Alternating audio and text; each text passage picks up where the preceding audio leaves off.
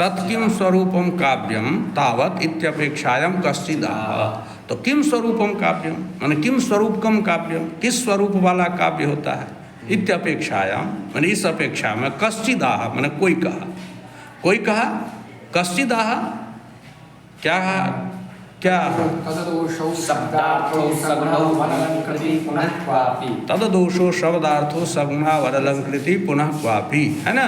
तो तददोषो शब्दार्थो सगुणा वरलंकृति पुनः क्वापि, तो ये कश्चिदाह कस्य लक्षणं वर्तते इदं मम्मटस्य काव्य प्रकाशकारः वर्तते मम्मटः, तस्य लक्षणम् अस्ति। परंच विश्वनाथः कथयति कश्चिदाह माने कोई कहा, तस्य नाम न गृह्णाति। किमर्थं न गृह्णाति, यतो हि प्रतिद्वंदी वर्तते तस्य खंडनम करिष्यति, माने उनका तो प्रतिद्वंदी न हुए, जिसका मत को खंडन करने जा रहे हैं तो उनको शत्रु मानते हैं, तो उनका नाम इसलिए वो ग्रहण नहीं किए, इसलिए कहा कश्चिदाह, है ना। तो कश्चिदाह तो मम्मटः आह, क्या मम्मट कह रहे हैं, तददोषो शब्दार्थो सगुणावन अलंकृति पुनः क्वापि, ये लक्षण है मम्मट का। अब ये लक्षण को ये खंडित करेंगे, खंडन करेंगे, कहेंगे कि ये लक्षण इनका गलत है। जब इनके लक्षण को खंडन करेंगे तब ना अपने लक्षण को बताएंगे कि हमारा लक्षण सही है, ठीक है। तो इस लक्षण को हम पहले समझेंगे कि ये लक्षण क्या है। तो तददोषो शब्दार्थो सगुणावन अलंकृति पुनः क्वापि है ना। तो इसमें तद शब्द है, तद शब्द से हम काव्यम ले लेंगे, तद शब्द से क्या लेंगे, काव्यम। तत् माने काव्यम, तो काव्यम किम, तो शब्दार्थो, तददोषो शब्दार्थो है, तो शब्दार्थों को हम विशेष से बनाएंगे, क्या बनाएंगे, विशेष से।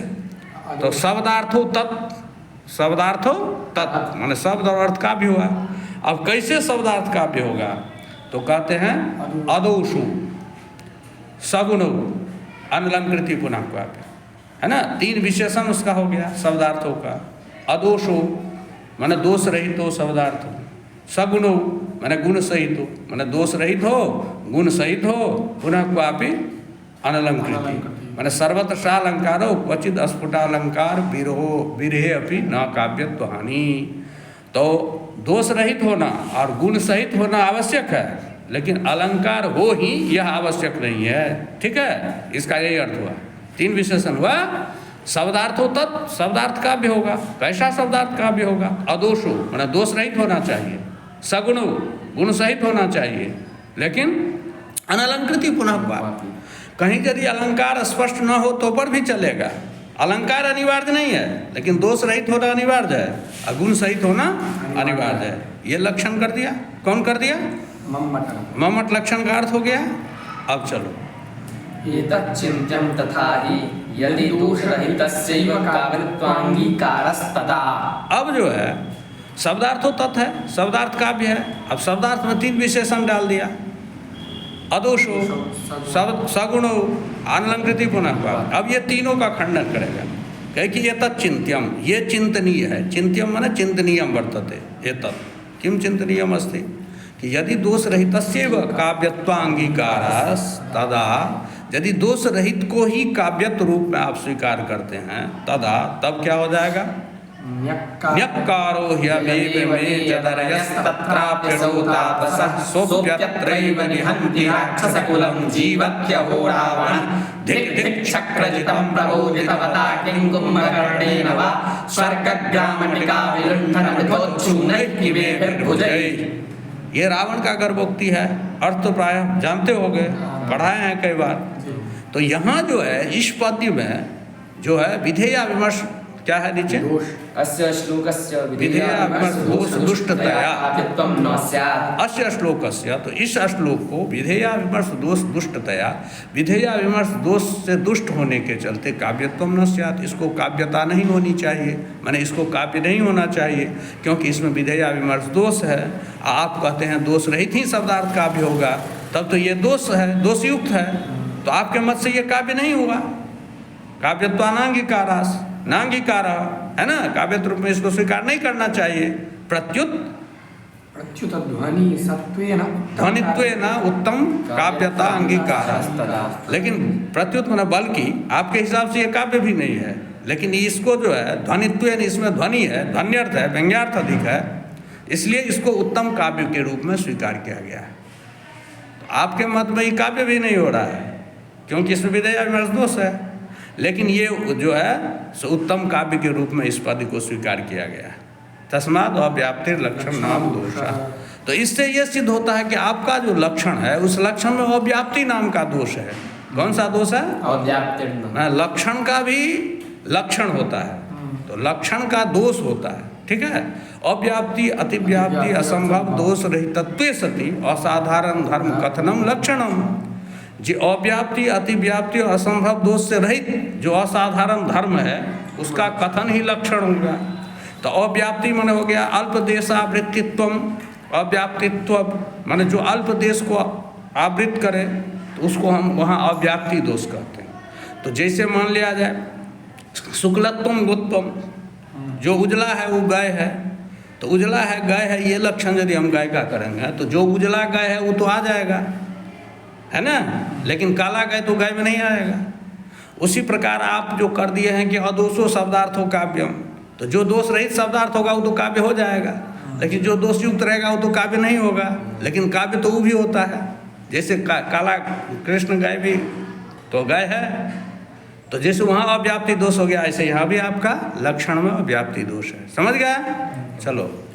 ननु कश्चिदेवांशोऽत्र दुष्टो न पुनः सर्वोऽपीति चेत् तर्हि यत्रांशे दोषः सो काव्यत्वप्रयोजकः यत्र ध्वनिः स उत्तमकाव्यत्वप्रयोजकः चंसाभ्याम् उभयत आकृष्यमाणमिदं काव्यमकाव्यं वा किमपि न स्यात्। हाँ, फिर पढ़ो शुरू से। ननु कश्चिदेव अंशो अत्र दुष्ट। अब उन्हीं के प्रश्न को ये अपना कल्पना करते हैं कि यदि वो कहेंगे कि ननु कश्चिदेव अंशो अत्र दुष्ट, इस पद्य में तो कुछ ही अंश दुष्ट है ना, जैसे वृथोच्छूने में है, न्यक्कारो ह्यमेव में है, तो अयमेव न्यक्कारा कहना चाहिए, और वृथोच्छूने में वृथा और उच्छूना को समास में नहीं रखना चाहिए। तो कश्चिदेव अंशो अत्र दुष्ट, तो यहाँ तो कुछ ही अंश न दुष्ट है, न पुनः सर्वमेव, सपूरा तो दुष्ट है नहीं, है ना। तो जत्रांशे दोषा सो अकाव्यत्व प्रयोजक, तो जिस अंश में दोष है उसको आप अकाव्यत्व प्रयोजक समझ लीजिए, मानो वो काव्यत्व का प्रयोजक नहीं है।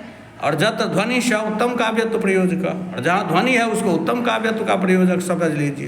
तो कहता है ऐसा करने से इत्यंशाभ्याम उभाभ्याम आकृष्यमानम इदम काव्यम अकाव्यम वा किमपि न स्यात्, है ना।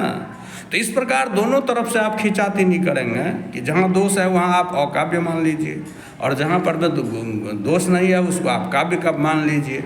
तो दोनों तरफ से रसा खिसी होने से क्या हो जाएगा, तो न काव्यत्वम काव्यम अकाव्यम वा किमपि न स्यात्। तो यह पद्य न काव्य ही रह जाएगा न अकाव्य ही रह जाएगा। ठीक है, हैं? आगे क्या है? न च कंचिदेवांशं काव्यस्य दूषयन्तः श्रुतिदुष्टादयो दोषाः। न च कश्चिदेवांशं न च कश्चिदेवांशं काव्यस्य दुष्यन्तः श्रुतिदुष्टादयो दोषाः।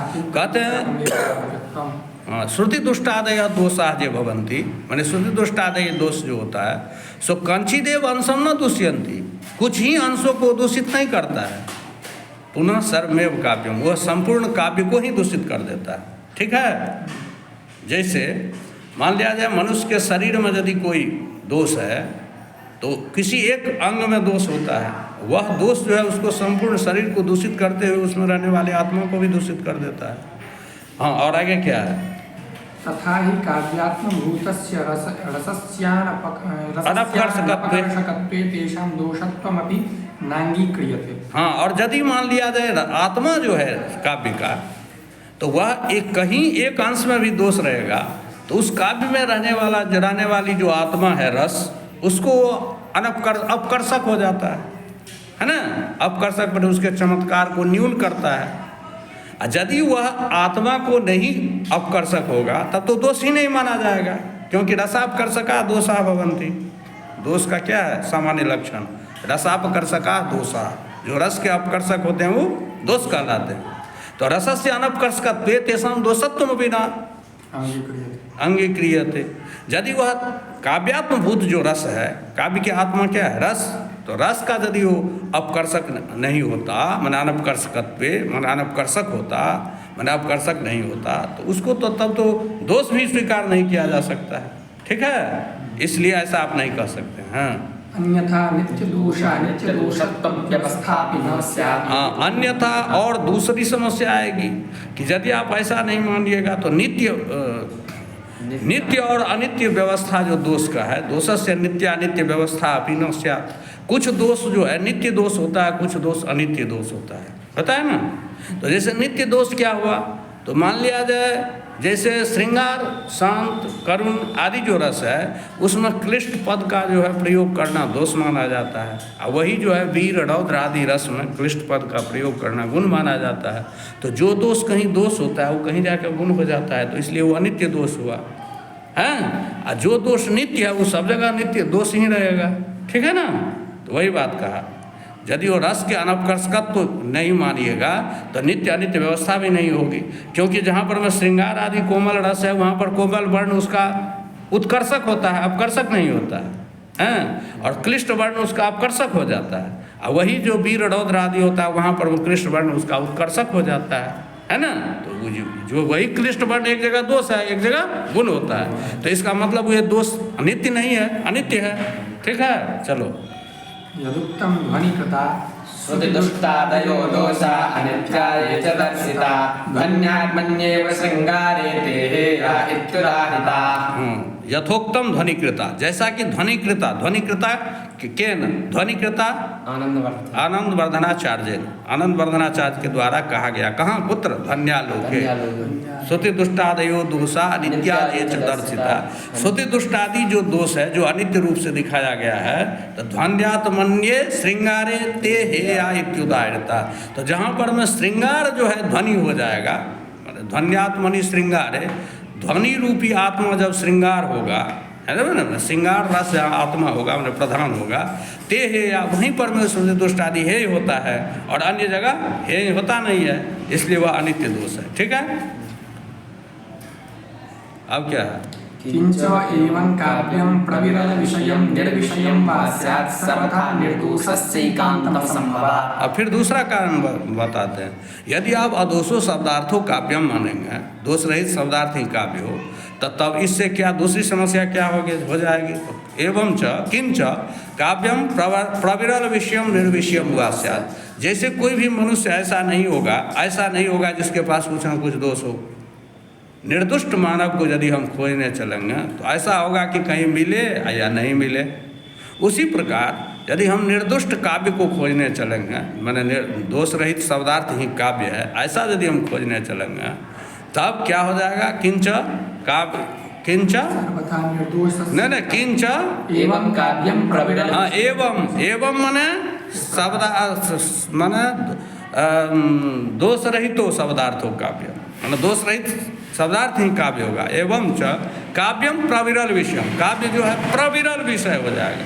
प्रविरल माने हो गया कि अत्यंत बिरला, निर्विषयम, या कोई काव्य का विषय हो ही नहीं पाएगा, माने कोई इस लक्षण पर खड़ा उतर ही नहीं पाएगा, काव्य हो ही नहीं पाएगा। समवास्या सर्वथा निर्दोषस्य एकांतम असंभवात्, क्योंकि सर्वथा माने सर्व ही प्रकार है, सभी प्रकार से निर्दोष जो है एकांत माने एक जगह असंभव होने के चलते, ठीक है। तब नन्मीषदर्थे नयः प्रयोग इति चेत् तर्हि ईषद्दोषो शब्दार्थो काव्यम इत्युक्ते निर्दोषयोः काव्यत्वं न स्यात्। अब फिर दूसरा तर्क देते हैं कि यदि मान लिया जाए, वो कहेंगे काव्य प्रकाशकार कि भाई सदर्थे नहीं प्रकृतिता, नहीं जो है छह अर्थ का होता है, नहीं का छह अर्थ होता है, माने अदोषो माने दोष रहित तो, अदोषो माने इखत दोषो ही भी होगा, माने थोड़ा दोष युक्त भी शब्दार्थ काव्य होगा, है ना। तो कहा यहाँ तब अर्थ क्या हो जाएगा? निर्दोषयोः काव्यत्वं। इखत दोषो शब्दार्थो काव्यम लक्षण हो जाएगा, माने थोड़ा दोष युक्त जो शब्दार्थ हो काव्य हो जाएगा। तब तो फिर निर्दोषियो शब्दार्थ हो काव्यत्वं न स्यात्। तब तो निर्दोष जो शब्दार्थ होगा जिसमें दोष नहीं है, वो शब्दार्थ आपके लक्षण में नहीं आ पाएगा, नहीं ना आएगा। तो यही कहा। चलो, सति संभवी ईषद्। हाँ, सति संभव अर्थ में भी नहीं होता है, माने अदोषो माने सति संभवे इखत दोषो, ऐसा अर्थ भी उसका लिया जा सकता है। तो सति संभवे ईषद्दोषौ इति चेत् एतदपि काव्य लक्षणे न वाच्यम्। हाँ, तो यहाँ पर आकर के तो अर्थ आप ले सकते हैं कि सति संभवे इखत दोषो शब्दार्थो काव्यम, माने सती संभव यदि थोड़ा दोष भी हो तो ऐसा शब्दार्थ काव्य होगा। ये अर्थ भी आ सकता है उसमें अदोषों का, लेकिन कहता है आप तदपि इत्यपि न वक्तव्यम, ऐसा आपको कहना नहीं चाहिए। क्यों नहीं कहना चाहिए? रत्नादि लक्षणे कीटानुवेदादि परिहारवत्। रत्नादि लक्षणे कीटाणुवेद परिहारवत्। कीटाणुवेदादि परिहारवत् से क्या है कि वेद परिहारवत्। हाँ, कीटाणुवेदादि परिहारवत्। जैसे हम रत्न आदि का जब लक्षण करने लगते हैं, सोना आदि का, तो लक्षण करते समय हम ये थोड़ी कहते हैं जो कीट से विद्ध न हो वह सोना सोना होगा, ऐसा थोड़ी लक्षण करते हैं। कीट से विद्ध होना तो उसका दोष हुआ ना, सुवर्ण का, मैंने जो पुराना हो जाता है सोना, मिट्टी उट्टी में रह गया बहुत दिन, कीड़ा उड़ा थोड़ा खा लिया तो भाई उसमें दोष हो गया। तो कहते हैं जैसे हम रत्नादि के लक्षण करने में कीटाणुवेद परिहार नहीं करते हैं, उसी तरह हम काव्य के लक्षण में दोष का परिहार नहीं करेंगे। ठीक है? और नहीं कीटानुवेदादयो रत्नस्य रत्नत्वं व्याहन्तुम् ईशा किन्तु पादेयता तमेव कर्तुं तद्वदत्र श्रुतिदुष्टादयोऽपि काव्यस्य उक्तं च। हाँ, अब कहते हैं देखो, कीटाणुवेदादयो न रत्नस्य रत्नत्वं व्याहन्तुम् ईशा। कीटाणुवेद जो है माने सोना को या रत्न को कीड़ा यदि लग जाएगा, थोड़ा खा लेगा, तो उसके रत्नत्व को नष्ट नहीं कर सकता है। माने रत्न की जो गरिमा है, उसका जो जाति है, उसको नष्ट नहीं कर सकता है। यानी यदि सोना मटमलिन हो जाए या क्या कहते हैं कीड़ा लग जाए तो वो लोहा के भाव में थोड़ी बिकेगा, वो तो बिकेगा सोने के भाव में। किंतु उपादेय तारतम्य में वह, उसकी उपादेयता में थोड़ा जो है कमी आ जाएगी, माने उसकी ग्राह्यता जो है मनुष्य उसका ग्रहण थोड़ा जल्दी नहीं करेगा। हम लोग मार्केट में जाते हैं तो ताज़ा सब्जी को पहले खरीदते हैं, उसके बाद अंगूठी वाला खरीदते हैं। उसी प्रकार मार्केट में जाता है ग्राहक तो पहले चमकते हुए सोना को खरीदेगा, इसको थोड़ा कम मूल्य में खरीदेगा, यही न होगा, थोड़ा मूल्य कम हो जाएगा, लेकिन वो सोना नहीं है ऐसा तो आप कह नहीं सकते हैं। उसी प्रकार दोष सहित जो काव्य है वो काव्य नहीं है ऐसा आप नहीं कह सकते हैं, वो भी काव्य है। तदवत्र, समझ गया? उपादेय तारतम्यमेव कर्तुम् तदवत्र काव्य है ना। उसी प्रकार यहाँ काव्य को समझना चाहिए। उक्तं च कीटाणुविद्धरत्नादि साधारण्येन काव्यता दुष्टेष्वपि मता यत्र रसाद्यनुगमस्फुटः। जैसा कहा भी गया है, कीटाणुवेदादि कीटाणुविद्ध रत्नादि, हाँ, साधारण्येन सम्मता। कीटाणुविद्ध रत्नादि साधारण्येन सम्मता काव्यता, माने कीटाणुविद्ध जो रत्नादि होता है जैसे उसी के समान जो है काव्यता होती है। दुष्टेष्वपि माने दुष्ट शब्दों में भी, दुष्ट अर्थों में भी, जत्र ध्वनि क्या दुष्टेष्वपि मता यत्र रसाद्यनुगम स्फुट, जहाँ पर रस आदि स्फुट हो, माने रस जहाँ पर में स्फुट हो, स्पष्ट हो, वहाँ यदि दुष्ट भी शब्दार्थ है तो पर भी उसको हम काव्य मान लेंगे। कैसे? तो जैसे कीटाणुविद्ध रत्न को भी हम रत्न मान लेते हैं। ठीक है? किंचो शब्दार्थयोः सगुणत्व। अब यहाँ तक अदोषों वाला जो पक्ष है, तीन विशेषण है ना, अदोषो, सगुणो और अनलंकृति पुनः हुआ। तो यहाँ पर मैं अदोषों जो विशेषण है उसका यहाँ तक खंडन करता है। ठीक है? यहीं तरह ना।